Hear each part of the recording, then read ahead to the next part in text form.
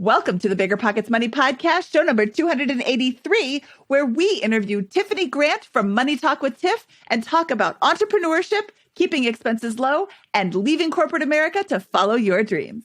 If you're going to make the big exodus from corporate America, make sure you have at least 3 to 6 months, maybe more on the 6-month end of things, because that's where I ended up getting once I quit the second time. So I actually quit corporate twice officially. But it was just interesting how it all worked out in that way. But being an entrepreneur is very, very hard, and it's very, very variable income. So you should at least have 3 to 6 months worth of expenses saved up at the minimum. Hello, hello, hello. My name is Mindy Jensen, and with me, as always, is my always knows just what to say co-host Scott Trench. Mindy, I'm at a loss for words. You're my favorite. Scott and I are here to make financial independence less scary, less just for somebody else, to introduce you to every money story, because we truly believe financial freedom is attainable for everyone, no matter when or where you're starting. That's right. Whether you want to retire early and travel the world, go on to make big-time investments in assets like real estate, start your own business, or leave corporate America 3 times, we'll help you reach your financial goals and get money out of the way so you can launch yourself towards those dreams. Scott, I first met Tiffany 100 years ago, and I'm so excited to finally be able to connect with her and bring her on the show. I love her story because it doesn't start out perfect. She has always had an entrepreneurial streak in her bones, and then life kind of happened. I love her quote a little bit later in the show. She says, "Life doesn't happen to me. Life happens for me." But life, threw her a couple of curveballs. And instead of saying, well, I guess this is just how it is, she didn't stop from her dreams. And she continued on. And now she is an entrepreneur, a successful entrepreneur, self-employed, and living the dream. That's right. She's kind of like Chuck Norris. No, I really appreciated her story. I thought it was like Chuck Norris. Life doesn't happen to me. I happen to life. Okay. Oh, yeah. Okay. Yeah, I think she has a great story. I think the entrepreneurial spirit's there, and I think that the theme here is that she was able to keep her expenses so low that it opened up a tremendous amount of options for her, in spite of I think a number of circumstances that were a barrier to building wealth for Tiffany. So I think it's a great episode, and look forward to hearing from her. Tiffany Grant from Money Talk with Tiff. Welcome to the Bigger Pockets Money Podcast. I am so excited. We have finally connected. We have been missing each other for years. Literally years. Literally years. I met you at FinCon in Washington, D.C., which was like 100. It feels like it was 1,000 years ago, doesn't it? Because it was pre-COVID, pre-pandemic, and then just we've been locked down for 2 years. So I'm so excited you're here. Welcome, welcome, welcome. Thank you so much for having me. I'm so excited to be on the show. Like you said, this has been in the works for years. So I'm finally able to get on. I'm so happy to be here. Well, let's jump into it. Where does your journey with money begin? Ooh, where do I start? Okay, let's start with when I was little, right? So just a little background. Nobody in my family was really good with money, but for some reason, I always had an interest in it. So when I was about 5 or 6 years old, I started my first business. And that business I called it Tiffany's Cafe. And I would go to my grandma, ask her what she was cooking for dinner that night, go and type up a menu, and then I would hand it out at dinner and take people's orders. And it was like chicken was 25 cents, rice was 10 cents, big numbers for little kids. And I would take the order back to my grandma. She would make the plate. I would bring it out. And then at the end, I would come around my piggy bank and collect, my money. So that was like my first experience that I remember when it came to money. And then from that point on, I always had some type of business throughout the year. So 7th grade, my hustle was buying and selling books on Amazon because I love to read. So I was like, oh, well, how can I make sure I have a never ending flow of books? I can buy and sell on Amazon. So I would buy them and then I would sell them back used. And then I would use that money to invest into the next book and so on and so forth. And then when I was 16, I remember having a business doing cheesecakes. I would make cheesecakes. And at that time, I was working at CVS. And so I would bring my little cheesecake samples. I don't know if this was legal or not, but my manager said it was fine, so we're good. I would bring my little cheesecake samples and have the customers sample, and they would order my cheesecakes. And so that was my business at that time. And so I've always had something going on as it relates to money. And then I also remember being little and cutting out coupons. I mean, nobody used the coupons, but I just liked, going through the motions of cutting them out. Now, as we fast forward, I found out I was pregnant at 17. My trajectory at that point, I wanted to be a chef. I got accepted into culinary school. And then like a week later, I found out I was pregnant. So I was like, okay, I can't go all the way to Charlotte to culinary school because that's too far. I won't have a support system. So I decided to enroll in a community college and start my career in business. Now, and where was this again? This is in Greensboro, North Carolina. Greensboro, North Carolina. Mm-hmm. And that's where I currently reside. So I ended up getting enrolled into community college because it was too late to apply anywhere else.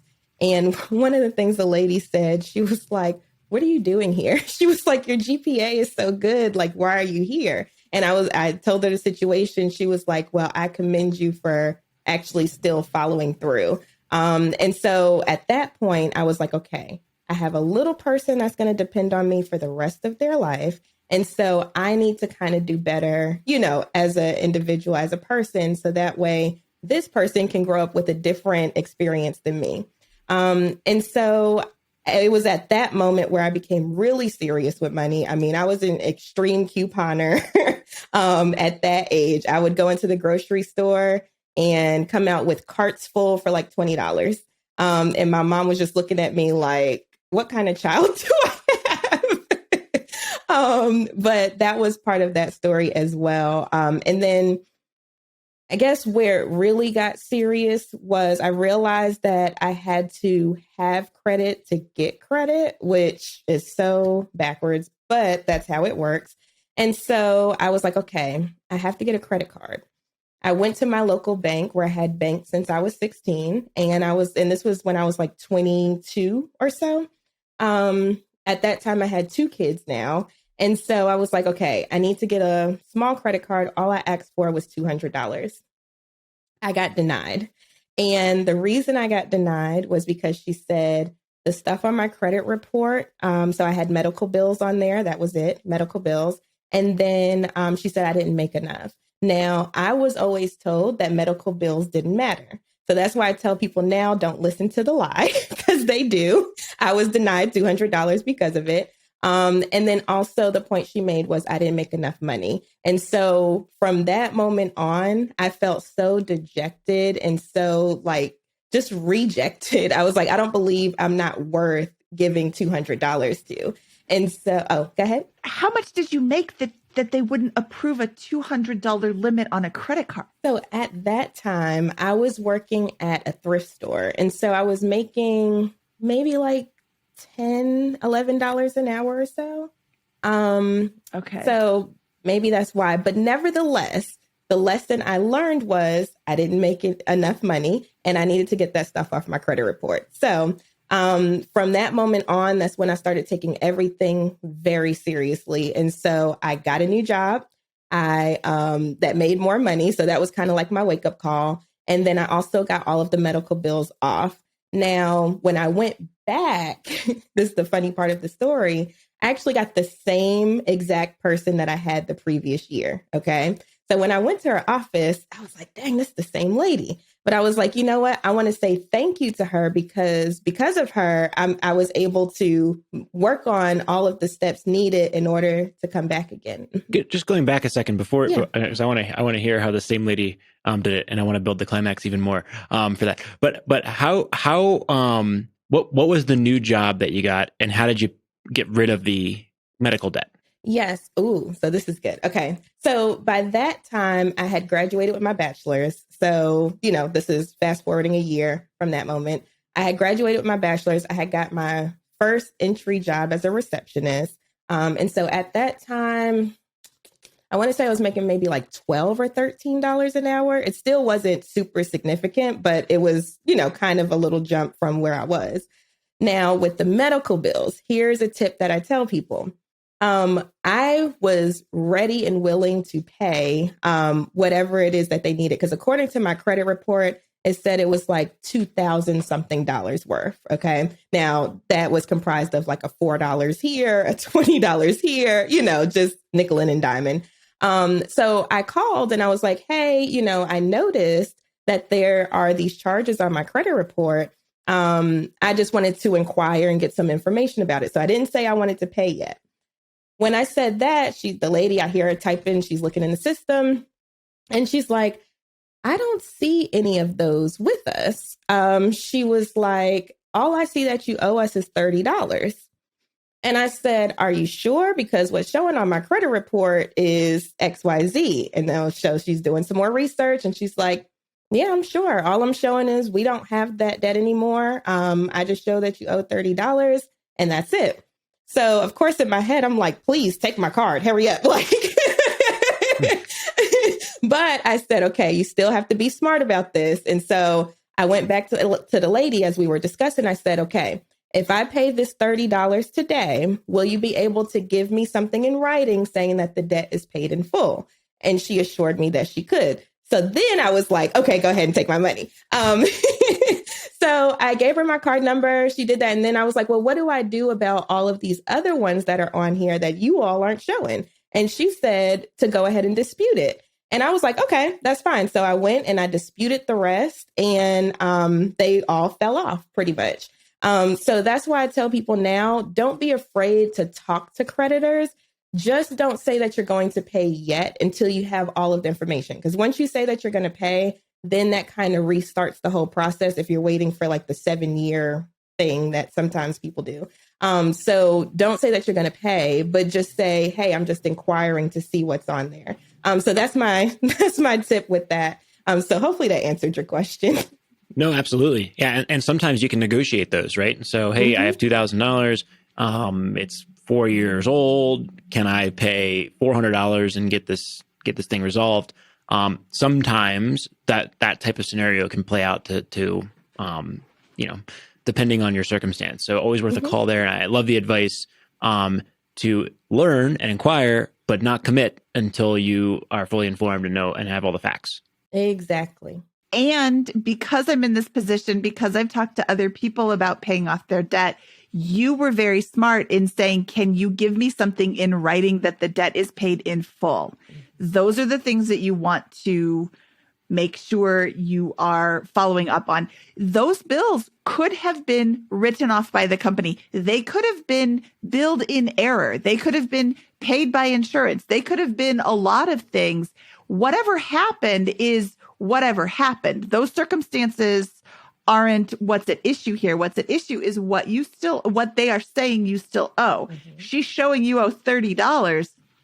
I want you to tell me that that's paid in full, but here's my $30. I'm not going to try to negotiate $30 when you say that that's all I owe. Here you go. Here's my $30. Let's get this off my record. But yeah, there's a lot of things that are on credit reports that are incorrect. I mean, people are putting this stuff in and they're, I'm doing this thing you can't even see because my hand's over here. They're doing these, these 9 keys or is it 10 keys? I guess it's 10 keys over here. You slip up, you hit a 3 instead of a 2. And now all of a sudden it's on your credit report instead of mine because, it's the wrong social security number or however that works. So there's mistakes that are made, but you're not going to know what's on your credit report if you don't look at it. Exactly. And see, that's the key too. Look at your credit report, become aware of what's going on, because unless you're aware, you don't really know how to fix anything. So that was part of my journey. I had to become aware of the situation. And what prompted that was the lady telling me that I had stuff on my credit report. And I was like, you know what, let me go out there and look and see what's going on. And then second, having those conversations is so important. Like a lot of people just shun the bill collectors, the bill collector's calling, let me not answer. But a lot of times you can work out deals like Scott was saying, or sometimes they don't even have the debt anymore. And you'll never know until you have that conversation. So, yep. And even at the time of the medical bill, my daughter was born in the beginning of November and all the bills started coming in right around Christmas. And I'm like, I could really, if I could just pay this over a couple of months, that would just ease things up a little bit. I could do it, but I don't really want to. So I called up the billing department of the hospital. I'm like, hey, I'm getting these bills. Is there any sort of payment plan options? Before I could even say, can I have 2 months to pay? She's like, we can do 11 months off. I can offer you 11 months right now. If you need more time, you have to talk to a different department. I'm like, oh, I'll just take those 11 months. And it was like $1,100. I meant to, I was going to do it over 2 months, but I was like, I'll pay $100 a month for a year for my kid. Sure. That's fine. But we have to come back though. What did the lady say the second time? Yeah. For the credit card.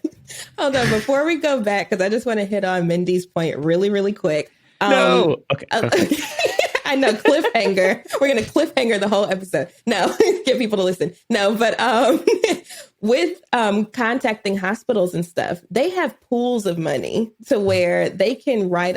I've gotten hospital stuff for free at one point in my life because I wasn't making that much. And so I just had a phone call. They were like, oh, fill out this form for financial assistance. And boom, I didn't even have that bill anymore. So that goes back to the point of always reaching out. Okay.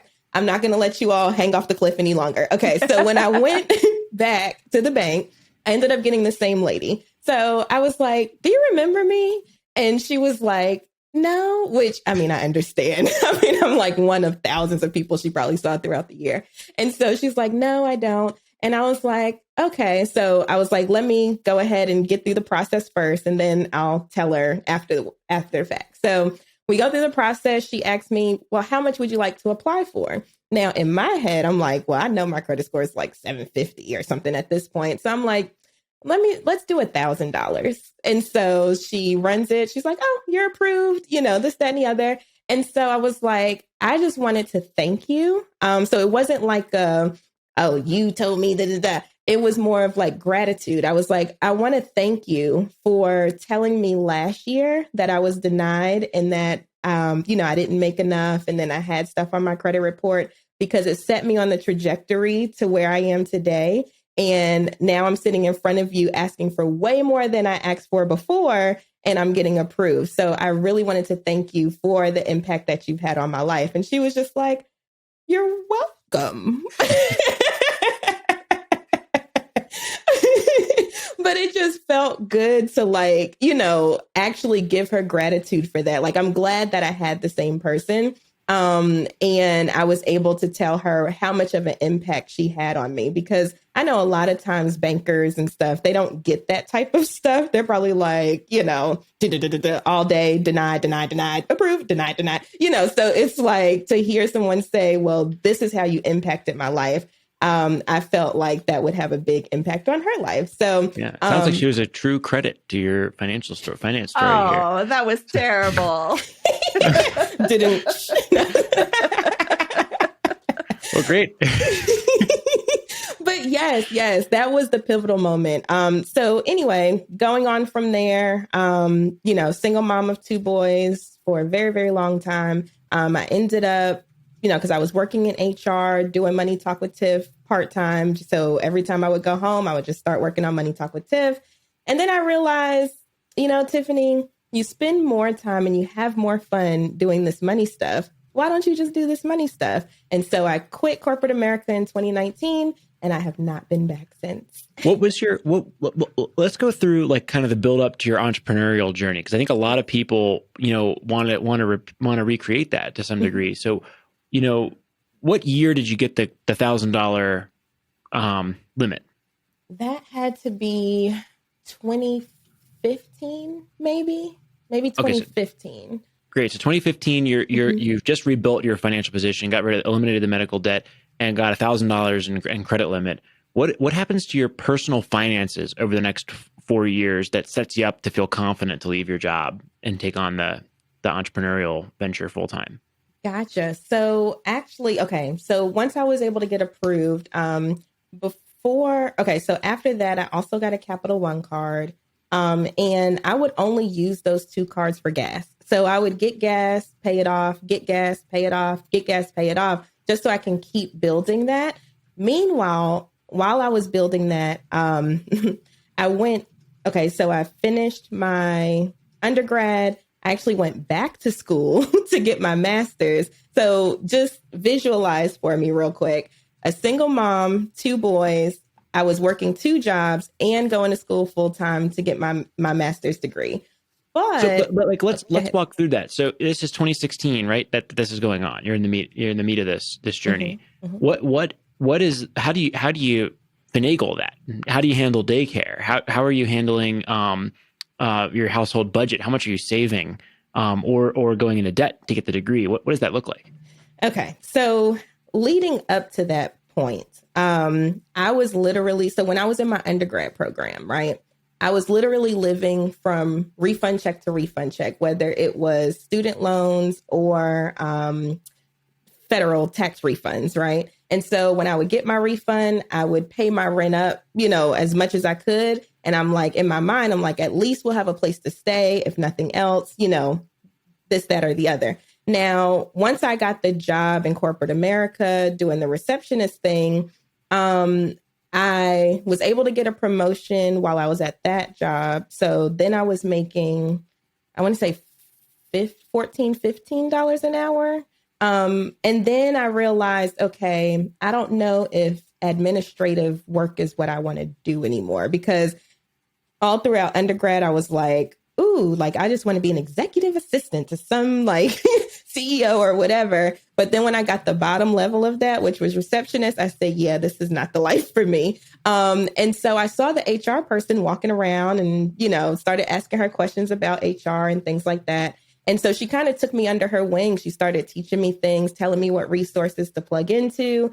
And then I was able to get my first HR role through a temp agency here locally, which I tell people all the time. If you're looking for a career change or anything like that, definitely check out temp agencies, because they have the jobs. They're able to get your foot in the door, even if you don't have any experience, as long as you fit their criteria of what they're looking for. So I was able to get my first HR position. And then I think at that. What year is that? Oh, gosh, years. It wasn't too long after, let's say 2016. Let's say 2016. In 2016, you're still getting your master's degree. So I enrolled in my master's fall of 2016. So I was already in the HR position once I enrolled for my master's degree. That makes sense. Okay, great. And you're working the HR job and you're enrolled in the master's program. What is day-to-day life like, and how much are you able to save on a regular basis in that situation? Well, luckily, I'm very, very frugal by nature. As you can see, like when I said I was an extreme couponer, from like 16, 17. So I've always been frugal. And I've always, ever since the whole catalyst moment with the getting credit and stuff, I started budgeting. Okay. So I've always had a budget and I've always been frugal. So even as my income was going up, I still lived the exact same way, if that makes sense. So I didn't allow the income creep to get to me. I would still, live like I didn't have any money, because that's just how I live in general. And so as I kept increasing my income, my expenses stayed pretty much the same. So I was able to have more and more of a gap of, what was available to me. And so that's when I started saving more, investing more. So in 2017, I bought my first house at 26 as a single mom of two boys. And then once I did that, 2018, I ended up getting my master's degree. And so then after that, I got a job that was paying significantly more than where I was. To the tune of maybe double, triple my salary. And so at that moment, I was able to really start saving, because I still live the exact same. Like, I still live the same today. So what were you saving before? You were obviously saving something previous to that higher paying job, because you were able to buy a house before you even got it.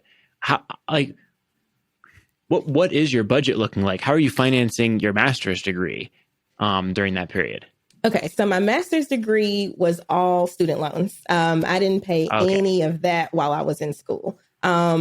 What I was paying some on while I was in my master's degree program, because see, here's the thing too, they give you the grace period. So when I enrolled in my master's program, my undergraduate went into deferment since I was back in school again. And so while that was in deferment and those are subsidized loans, I went ahead and started paying those down while I was working at the staffing agency, which was my first HR role. So what my budget looked like, I really don't spend money. I know it sounds horrible, but I really hate spending money. Like everything I wear is thrift store. My car, I don't like, I mean, it's a 2010 Mazda or something like that. I still have it to this day.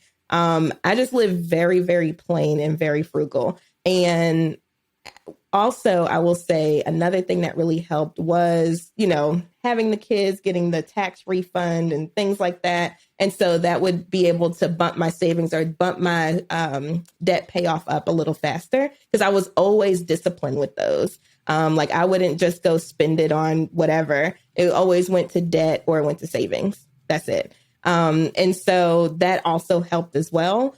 But I mean, what did my life look like? It was go to work, go to work, get the kids, come home, cook dinner, put them in the bed, work on Money Talk. And then when I was in school, it was Monday, Wednesday, Friday, it was go to school instead of getting the kids and going home. And so the kids would go to my grandparents. So luckily, I had a very good support system through all of this. I had family that helped me with the boys, as far as watching them whenever needed. I would do Uber and Lyft a lot. And so I would do Uber and Lyft. They would watch the boys. So I've always had other side hustles going on while I was working too. So that always helps.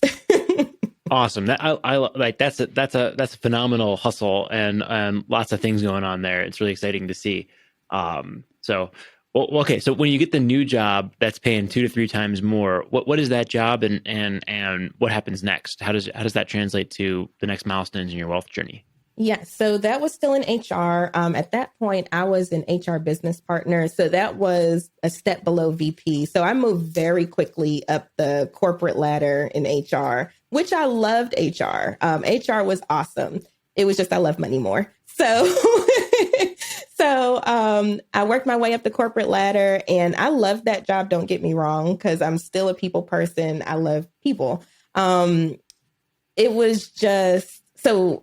As that was happening, I was still driving Uber and Lyft. So even though I was making a decent amount of money, I was still doing Uber and Lyft. I was still doing Money Talk with Tiff, bringing in some money from that. I was still making soap. I make soap occasionally. I know y'all are like, she does freaking everything. But I was still making soap and selling soap. And so I always had some type of cash flow in addition to wherever I was working, because I knew that my goal was to not work for someone forever. I've always had the mindset of an entrepreneur, even from the story I told you when I was like 5. And so, I get bored very, very easily working for someone else. And so I'm like, okay, how can I do this? So then something happened at that workplace and I said, okay, it's time for me to go. And luckily what I had already did was I've already had the budget. I already knew what my daily number was, like what I needed to make for the month in order to cover all my bills. And then I broke that into daily. So at that point, it was like, I think as long as I made $50 a day, I would be okay. And so I'm like, $50 a day, I can do Uber and Lyft for like 2 to 3 hours and I'm done for the day, And so it kind of started putting things into perspective. I'm like, I'm sitting here for 8 hours every day. And I can just work for a good 2 to 3 hours and I'll be all right. So, I quit. I didn't have anywhere to go. Everybody was always asking, well, where are you going next? And, what company are you going to? That's everybody's question. I'm like, nowhere. I'm going to work for myself. And it was just so scary for other people. Like other people were projecting their fears onto me. They were like, but you have a house and you have 2 boys and you're a single mom. How are you going to do it? Da, da, da. But see, they don't have the data that I have. they don't know that my number is only $50. Like, if I can make $50, I'm good. So I wasn't scared. Everybody else was scared for me. So anyway, I ended up quitting that job, but that wasn't the last time I left corporate America. So that was back in. So let me ask you a couple more questions about that. So I first, I think that's phenomenal. And that's the power of keeping expenses so low. And I think that it's a, everyone thinks, driving income is the one that's exponential here. And that's the lever that's most important. But there's this paradox where if you can spend very little, you can take a risk on something that's highly variable in income, and like starting a business, right? It's much easier to get to break even on a business if you're spending $1,500 a month or $50 a day than it is if you need to generate $10,000 a month, right? There's also completely different tax brackets that you're in for those things that make it that much harder to eke out that extra that to go from $8,000 to $10,000, for example, in income versus going from $1,500 to $3,000 in income. So I think it's super powerful. And for those willing to do it, you just have so many more options, and you're likely to get way richer downstream, not just because you can save up more when you spend less, but because you can take opportunities like this and say, you know what, I can go try this shop because my worst case scenario is I Uber for 3 hours a day to break even while I figure out my shot. So I think that's phenomenal. And I just love the very simple but powerful math there that most people are not going to act on, but that you did. And then second, I want to know about your cash position when you left that job. Had you built up a meaningful cash reserve, and was that an influence in your decision? Okay, so this is where I tell people, this is the part where I went wrong, right? In this part of my story. Okay, so when I quit, I was confident. I was like, yeah, I think I had like maybe like a month or two worth of expenses saved up. And so I was like, yeah, I'm good, this, that, and the other. Now, I was good for a little bit. And then I was like, it's starting to get a little tight. I said, oh no. And so luckily, my old job that I had left before I had went to that one that was paying exponentially more, they called me because they needed someone because their payroll person was going on maternity leave. And so they knew that I knew the systems. I knew everything. I should have saved my rant for the second part here. Whoopsies. Well, we can always edit it. To the No, we'll leave it in. And so they ended up calling me. Now, I'm newly free from corporate America. So I'm like, I don't want to go back, this, that, and the other.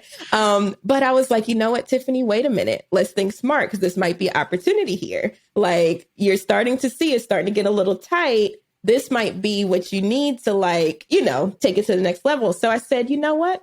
Let's make a deal. I said, I will come back and help because mind you, now this is a perfect position to be in, right? Because they need me at this point. Nobody else they hired, to take her place for maternity leave was working out. Nobody could understand the system. And so they're like, Tiffany knows her stuff. She did a really good job while she's here. And this is like the perfect position you want to be in as someone that's getting hired, right? So I said, okay, let's make a deal. I'm like, I will come help, run the payroll and stuff. I need this amount of money. I'm not going to say how much, but I was like, I need this amount. And once I'm done with payroll, I need to be off for the rest of the day. So don't try to give me any filler work and, all that stuff. Like if I'm done by 12, I'm out by 12, as long as I get my job done. So they pretty much hired me as an employee, but I was working similar to a contractor. And that was kind of my terms. Like I wasn't going to go back if I had to get back into that employee thing. And so I went back to help them out, which was fine because I loved the company anyway. And it's funny, while I was there, I'm thinking that the payroll lady is going to come back. She calls me and she's like, oh, I think I'm going to stay home with the baby and this, that, and the other. And I said, I see what happened here. The old bait and switch. So anyway, I ended up staying a little longer than I thought, but I didn't want to leave them hanging. So that was fine. And then also it allowed me to save up more money. So now I tell people, if you're going to make the big exodus from corporate America, make sure you have at least 3 to 6 months, maybe more in the 6 month end of things. Because that's where I ended up getting once I quit the second time. So I actually quit corporate twice, officially. But it was just interesting how it all worked out in that way. But being an entrepreneur is very, very hard, and it's very, very variable income. So you should at least have 3 to 6 months worth of expenses saved up at the minimum, because you never know how things are going to go. And then I also tell people, make sure you have intrinsic motivation, because it can get very, very hard at times and you will feel like giving up a lot of the time. But if you have an intrinsic motivation, so something within you like, this is why I do this, this is why I'm out here, this is what I'm doing, then it helps you get past those hurdles, because that happens to me often. I'm like, darn, like I could just sit at a cushy HR job and just get, the regular income coming in. And then I'll get a text from a client saying, oh, I just paid off XYZ, or I just got approved for a house. And I'm like, no, you know what, Tiffany, this is why you do what you do. So keep doing it. So love it. Well, so, okay. So when did you quit the second time? What year is it? That was 2019. 2019. And what has happened to your business and your personal finance story since then? In 2019, I was actually working at a financial firm. So I was there at the place, helping with their payroll stuff. And then I graduated with my MBA. And January of 2019, this financial firm locally, they were like, I reached out because I actually worked on their project when I was in my MBA program. They were our client. And I was like, what? I want to get into the financial field. I want to get some experience under my belt, in finance, not just in HR. And so they hired me on, I think it was like in January of that year. So I was working at a firm, and of course, being that it's a financial firm, if there's any professional development opportunities related to finance, guess who was there? And so that's actually how I was able to go to FinCon in 2019. The company actually paid for, my lodging and everything. Unfortunately, not too long after that, I ended up quitting. But that's another thing I tell people too. Always ask. The worst they can say is no. Because I was going to something that was finance related, my company was like, yeah, sure, go ahead. And so I was able to go to FinCon as a result of opening my mouth and just asking for it at my employer. Now, while I was sitting at that job, that I was only working with millionaires because that's all they service. And I was like, and I was studying to get my CFP because that's what they required. But I was just like, I don't know if this is the type of people that I want to help for the rest of my life. Like, I love the money thing. I love the finance thing. But I really, really like helping people like pay off debt and negative net worth, getting it positive and improving credit scores and all that type of stuff. And I'm not getting any of that here. Like, I got so tired of talking about estate planning and taxes. And so I was like, you know what? I think I'm going to just quit and just do money talk. But it gave me an opportunity to see what I really wanted to do when it came to the finance field. I realized that that was not the niche for me. And then it actually helped me find what my niche is. So I'm super grateful for the opportunity, and they are awesome people over there. If you are a millionaire, definitely check them out because they know their stuff. But it was just not for me. So that's what made the decision. That's why I made the decision to quit there. But they still refer me business. Like if anybody comes to them and they don't qualify or whatever, they'll send them to me, that type of thing. So we still have a good working relationship. Okay. So this is the third quitting of a job, but not corporate America. They're not corporate, this company. So what time did you leave that job? That was 2019. So I left from doing the, helping out with the payroll thing. That was January 2019. I got this job January 2019. So I stayed a little extra on the other one.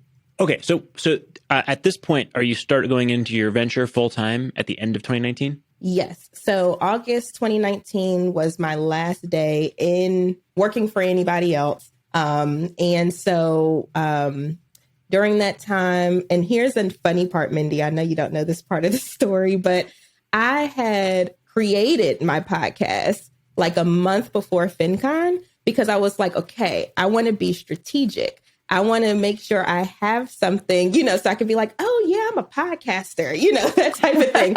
So I had like a good month under my belt, just for the sole purpose of going to FinCon and advertising the podcast, right? Because I knew that was what I wanted to do, but I was like, darn, like I could really use this opportunity to, get more traction on it. And so I created the podcast a month before FinCon. And so while I was at FinCon, I was like, oh yeah, I have a podcast. It's Money Talk with Tiff. It's Money Talk with Tiff. And so I was like spreading the word and stuff. And then from there, it has just been guests the entire time I've had my podcast. So I would say like 90% of my episodes are guests now because people just keep coming like, oh, I want to be interviewed. I want to be interviewed.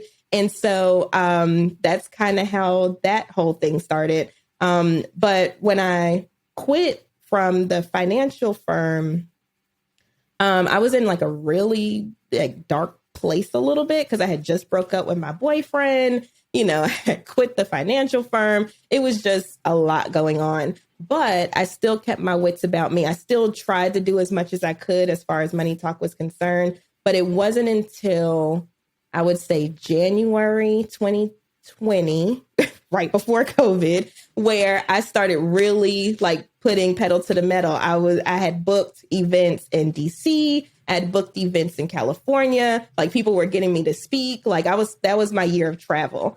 And then of course, as you all know, March 2020 COVID hit. And so I'm like, no, right when I was like finally like getting traction on all of this, that's what happened. So I couldn't travel. All the speaking engagements that I had booked got canceled, and all of that. So I was like, okay, Tiffany, you have to pivot again. And so I started doing online events, doing more one-on-one coaching virtually. And then also I started a business in 2020 as well, another business, that kind of got me through the whole COVID pandemic. What's the other business?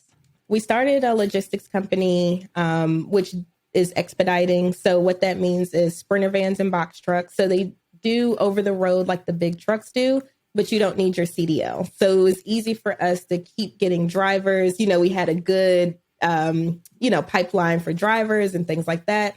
So we were able to keep rolling, and we actually expanded quite a bit in 2020. So how most people were like losing business and things like that. This was an industry that was kind of taking off, especially because even with all the shutdowns and stuff, we were able to be, when they gave you the little paper saying that you were okay to keep working or something like that, we were able to get those. And so we were still rocking and rolling 2020, 2021.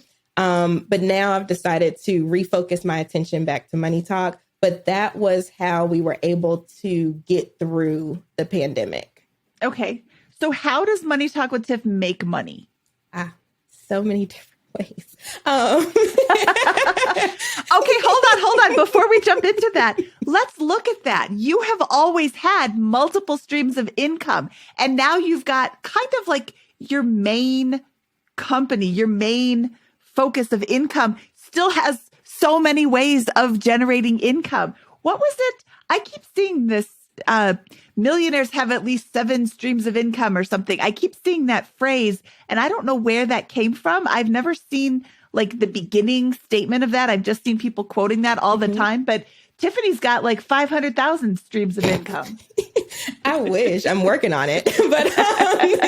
But as far as Money Talk is concerned, so I do speaking, I do corporate consulting. So one of the ways I work with corporations is, since I do have an HR background and now have the financial piece as well, and I have certifications in both, I'll go into corporations to teach their employees about their benefits, or to do financial wellness workshops, seminars, whatever is needed. Because what I have learned when I was in HR and in corporate America is that a lot of people come in with a lot of financial mess going on. And so they can't be as productive as employees as they want to be, because they're constantly thinking about what's going on the outside. And so my position, and this is actually what I want to study because I do want to get my PhD, but the relation between financial wellness and where you are financially and your productivity in the workforce, and therefore how fast you're able to move up the corporate ladder. Like, I believe in my situation, I was able to move up so quickly because I had my finances in order for the most part. But there's a lot of people that think about, like, while they're at work, they're thinking about what bills need to be paid, what debt, what da da da da.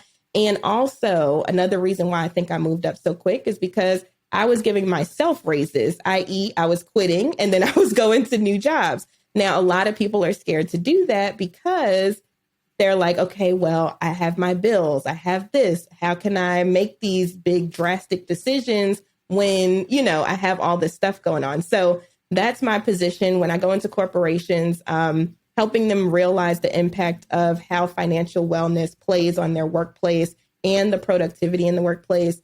So I do corporate consulting. I do one-on-one coaching. I was doing a mastermind group, but I kind of backed away from that.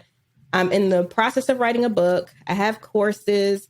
I do brand partnerships, link insertions on my website, ads on my website.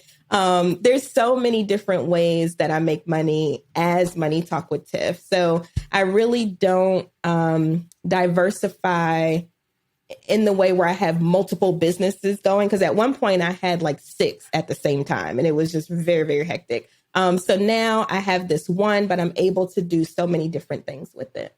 And they're all interrelated.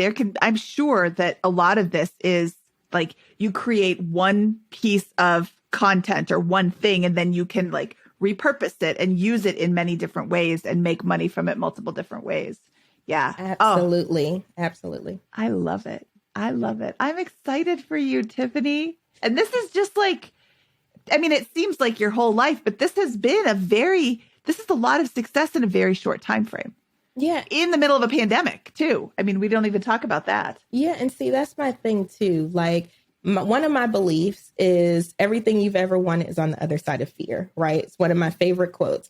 And so anytime I feel scared of something, it's probably because I need to go ahead and dive in. So like I attribute that to a lot of my success. I'm willing to take a lot of risks. Even when, you know, I'm like, I don't know. I'm going to just go ahead and do it. See what happens. If I mess up, I learn from that mistake and then I'm take that lesson and then I move on to the other thing, you know? So I think that's a big contributing factor is I'm so willing to take any risk, as long as it's feasible. And as long as, you know, what I perceive to be the risk reward is worth it, I'll do it. So I think that has helped me tremendously in both my career, my business, everything in life. It's just the ability to look fear in the face and just say, get out my way. Like I'm still moving on. So you say you're willing to take on risk, but you are doing it from a very conservative financial position. You have increased your income without increasing your spending. So you are increasing your savings. You're increasing the delta between what's coming in and what's going out. And that is like really the biggest financial superpower you can have is to have so much more coming in than you are spending.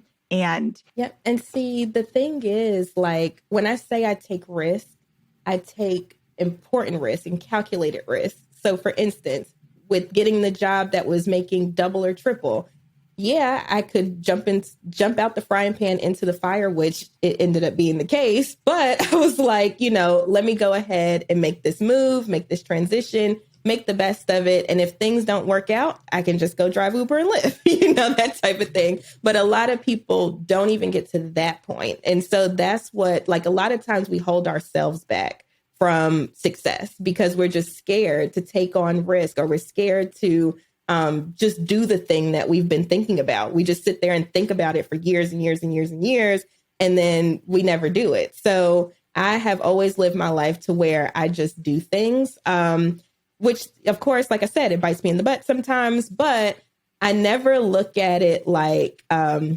always look at life like life happens for me, not to me. A lot of people say, oh, life is happening to me. Oh, woe is me, whatever. but I believe that life happens for me. So even if it's a quote unquote bad decision, there's still a learning opportunity there. And so that's the key to like how I live my life. Even though I could go through the most horrible things, it's like, okay, what was I supposed to learn in this instance? And then I don't sit there and wallow in it. I just use that lesson onto the next venture, onto the next thing. And so, yeah. How do you invest personally? Okay, so investing, I will be honest, most of my investing is tied up into my house, my real estate. That's typically people's biggest, thing. But I also have, of course, retirement plans and things like that. I will say, because I started investing in the stock market, so like a retirement plan when I was 18. It was like 18, 19, somewhere up in there. And ever since then, now granted, I wish I would have kept that money around. I had to cash it out like when I was like 20 something, when I was going through that tough period. But I've always loved investing into the market. So of course that's a percentage. So I jotted down some numbers. I would say like 50% real estate, probably 40 or so percent stocks, and then 10% bonds, somewhere up along those lines. Because I do like to have, and of course within that, most of your net worth is in your business. Well, that too. Yes. Right? So that's another huge investment there. And see, that's the thing. Like, as an entrepreneur, it never clicks to me that this is a business. Like, I have so much fun doing it. And it's just like, to me, it's not work. So it's not until people pointed out, like, well, Tiffany, you have what about your, and I'm just like, oh, that's right. I would be interested to see what your business is worth. I think your investment allocation will be very different once you can factor that in. But I mean, that's a whole entire different show. Yeah, because I'm just over here thinking like, now I'm gonna have to go back to my net worth and my financial plan and incorporate the business, because I did not like that. And that's a good point. Like, so that might be something that I do after the show actually, is start incorporating my business into there. You want to, it's interesting with folks like with your business, where most of the business is related to your name, right? And your image and likeness. And so you have to be thoughtful about how you value it. It probably generates a lot of income for you, but it may not be like a ton of value that you can put on your net worth statement from that. So something to think about. And as time goes on, make sure that it's about the bigger brand, right? Mm-hmm. Like Bigger Pockets, right? Bigger Pockets is not about Josh Dorkin, our founder. It's about the business of helping people invest in real estate and learn how to build private wealth. So. Mm-hmm. And that's a good point, because like when I started this, like I keep trying to get myself out of the mindset that this is a side hustle, right? Because I've had it as a side hustle for so long. And now I'm like, no, Tiffany, this is a business. So like recently I had to, start treating it like I wasn't a corporation. When you're working for someone, you get up, you go to work, and you're at your desk until lunchtime, and then you're at your desk for the rest of the day.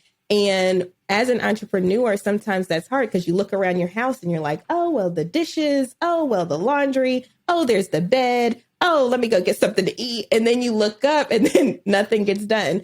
So I've recently had to start implementing, okay, from 8 to 5, this is what you're doing, period. Like, don't get distracted with what's going on out there. And then so on and so forth. So sometimes it doesn't click, because like originally when I started Money Talk, it was just a blog. I was just blogging about my journey. So I never expected it to become a business. But now that it is, I need to step into that and actually own that, Is there anything else you want us to cover or probe into before we do our outro?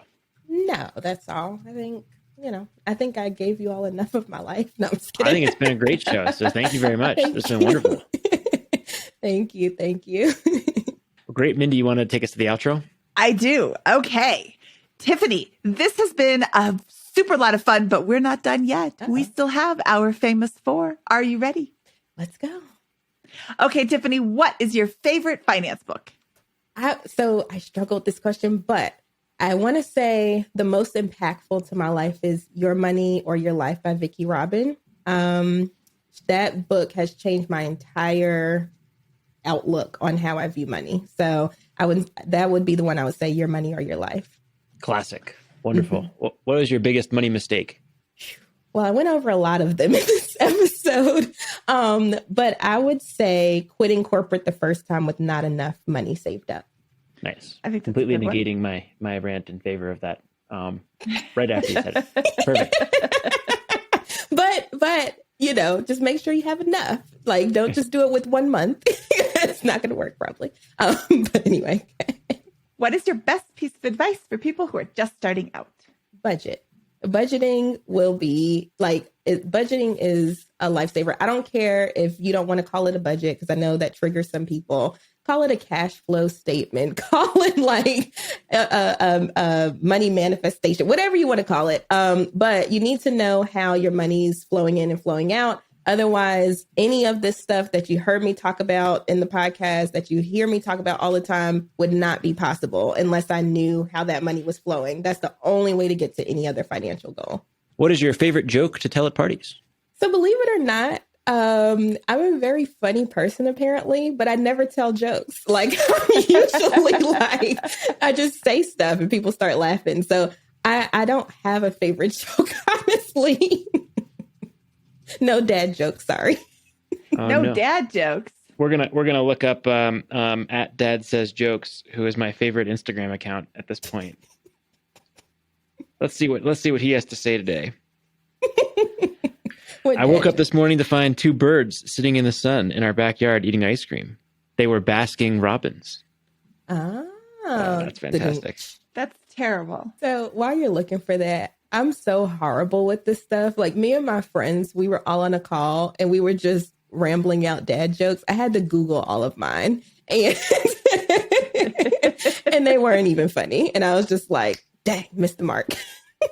This is from Cadence. So I am the troop cookie manager for our Girl Scout troop. Ooh. And when I was picking up cookies, my friend Cadence, my new friend Cadence, was standing there helping out with the cookie pickup. And she said, "Why do fathers always bring an extra pair of socks when golfing?